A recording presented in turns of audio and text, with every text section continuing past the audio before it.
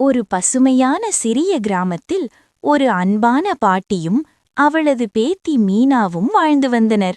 அவர்களின் வீட்டின் முன்பு பல ஆண்டுகளுக்கு முன்பு பாட்டி நட்ட ஒரு பெரிய கொய்யா மரம் இருந்தது.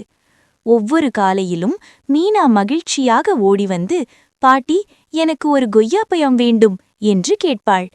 பாட்டி சிரித்தபடி மரத்திலிருந்து பழுத்த கொய்யாப்பழத்தை பறித்து தன் சேலையில் துடைத்து அவளுக்கு கொடுப்பார். அந்த பழம் மீனாவுக்கு உலகிலேயே இனிமையானதாக தோன்றும். ஆனால் ஒரு கோடை காலத்தில் அந்த கொய்யா மரம் வாடத் தொடங்கியது.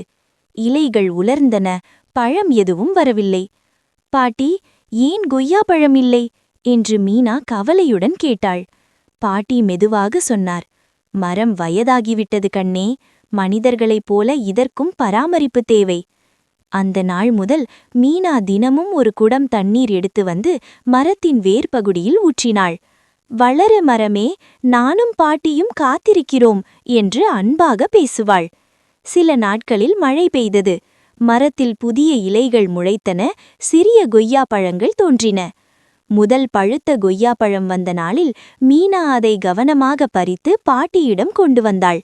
பாட்டி, இது உங்களுக்காக என்று அவள் சொன்னாள். பாட்டியின் கண்களில் கண்ணீர் வழிந்தது. இத்தனை ஆண்டுகள் நான் உனக்கு கொடுத்த அன்பை இன்று நீ எனக்கு திருப்பிக் கொடுத்தாய் என்றார். அவர்கள் இருவரும் அந்த மரத்தின் கீழ் அமர்ந்து கொய்யா பழத்தை பகிர்ந்து சாப்பிட்டனர்.